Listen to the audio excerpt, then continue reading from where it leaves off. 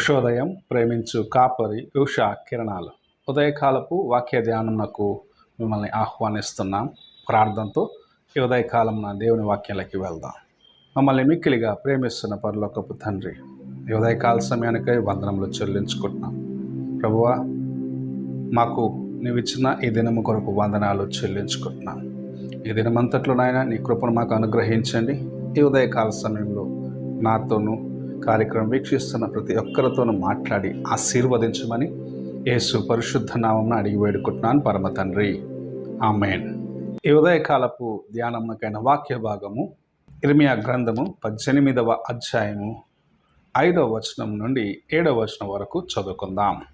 అంతటా యెహోవా వాక్కు నాకు ప్రత్యక్షమై ఈలాగు సెలవిచ్చెను, ఇశ్రాయేలు వారలారా, ఈ కుమ్మరి మంటికి చేసినట్లు నేను మీకు చేయలేనా? ఇదే యెహోవా వాక్కు. జిగట మన్ను కుమ్మరి చేతిలో ఉన్నట్టుగా ఇశ్రాయేలు వారలారా, మీరు నా చేతిలో ఉన్నారు. దాన్ని పెళ్లగింతుననియు విరగొట్టుదుననియు నశింపజేయుదుననియు ఏదో ఒక జనమును గూర్చి కానీ రాజ్యమును గూర్చి కానీ నేను చెప్పి ఉండగా, ప్రవక్త అయిన ఇర్మియాతో ప్రభు మాట్లాడుచు ఒక కార్యమును చెప్పడం ఇక్కడ చూడగలము. ఆయనను కుమ్మరి ఇంటికి వెళ్ళమన్నాడు.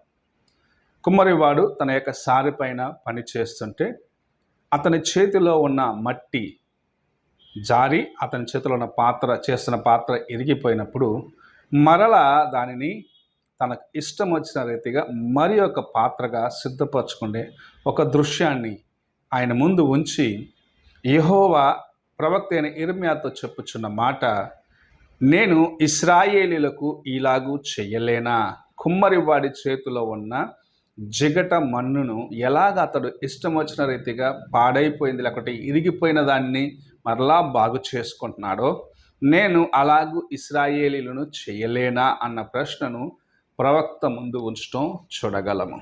కొన్నిసార్లు మన జీవితంలో సమస్యలు వస్తూ ఉంటాయి, పోరాటాలు వస్తుంటాయి. అంతవరకు మనతో పాటు ఉన్న వాళ్ళు మనల్ని నిర్లక్ష్యపరిచి నీ జీవితము ఇంకా ఎవ్వరికి ఉపయోగము లేదు అన్న ఒక స్థితి నీకు అనిపిస్తూ ఉంటుంది. కానీ ప్రభు నిన్ను ప్రేమిస్తున్నాడు.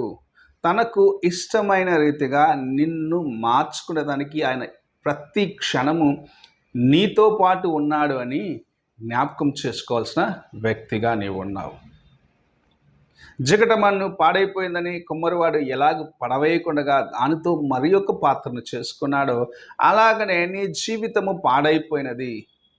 సమస్యలతో నేను సతమతమైపోతున్నాను, నేను కృంగిపోతున్నాను, ఎవ్వరికి నేను ప్రయోజనం లేను అని అనుకుంటున్నావేమో.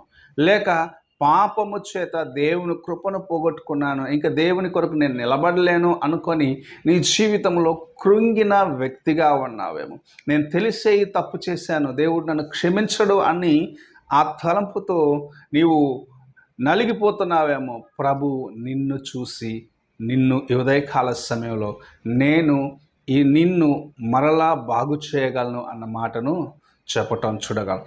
ఈ కుమ్మరివాడు జిగట మన్నుకు చేసిన రీతిగా నేను నీకు చేయలేనా అని ప్రభు చెప్పటం చూడగలము. మనల్ని ప్రభు ఎంతగా ప్రేమిస్తున్నాడంటే, లోకము మనల్ని పడవేసినా సరే, త్రోసివేసినా సరే, ఆయన మనల్ని మరలా బాగు చేసి వాడుకొనగలడు. లోకము మనల్ని నిర్లక్ష్యపరచునను సరే, లోకము మనం ఎందుకు పనికిరాని వారమని త్రోసివేసినను సరే, ఆయన నిన్ను బాగు చేసి వాడుకుండే దేవుడనై నేనున్నాను అని ఈ ఉదయకాల సమయంలో మనతో మాట్లాడుచూ ఉన్నాడు. దేవుని కృప ఎంత గొప్పది. ఈ లోకంలో ఉన్నవారు మనల్ని త్రోసివేయచ్చు. నీవు చేసిన కార్యములను బట్టి ఇంకా నాకు ఏ ఆశీర్వాదం లేదు, నేను అనేకులకు హానికరమైన జీవితాన్ని జీవించాను, లేకపోతే అనేకులు దుఃఖపరిచే జీవితాన్ని జీవించాను, ఎవరు నన్ను క్షమించరు, ఎవరికి నేను ప్రయోజనం లేను అనుకుంటున్నావేమో. కానీ నిన్ను కూడా ప్రభు బాగు చేసి వాడుకొనగలడు. నీ జీవితంను కూడా అనేకులకు ఆశీర్వాదకరముగా చేయగలడు. కృంగిపోయి ఉన్నావేమో, నిన్ను లేవనెత్తాడు. నలిగిపోయి ఉన్నావేమో, నిన్ను బాగు చేస్తాడు. నిన్ను సరిచేసి నిన్ను ఆశీర్వదించి నిన్ను అనేకుల మధ్యలో మరలా స్థిరపరిచే దేవుడు నీకు తోడుగా ఉన్నాడు. ఈ ఉదయకాల సమయమున ప్రభువుని చూస్తున్నావు కదా. ఆయన నీకోసం తన చేతిలో చాచి ఉంచినాడు. నిన్ను బాగు చేసి వాడుకోవాలని తన చేతులను చాచి ఉంచినాడు. సిలువ మ్రానుపైన చేతులు చాచినది నిన్ను బాగు చేయటానికి కోసమే. లోకముని నిర్లక్ష్యపరచవచ్చు, లోకములో వారు నిన్ను త్రోసివేయచ్చు.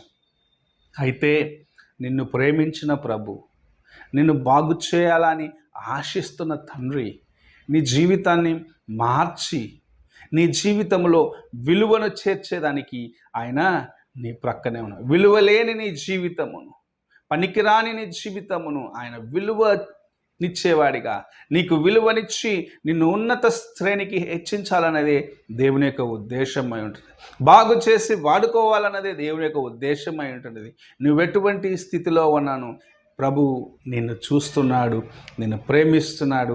ఆయన ప్రేమ నీకు శాశ్వతమైనదని జ్ఞాపకం చేస్తూ ఉన్నాడు. ఈ ఉదయకాలమున నీవు ఎలాగున్నావో ఒక్కసారి నీ హృదయాన్ని పరీక్షించుకో. లోకము నిన్ను నిర్లక్ష్యపరిచినదేమో, నీ బంధువులు నిన్ను త్రోసివేసినారేమో, నీ కుటుంబ సభ్యులు నిన్ను హేళన చేసినారేమో. ప్రభు నిన్ను ప్రేమిస్తూ ఉన్నాడు.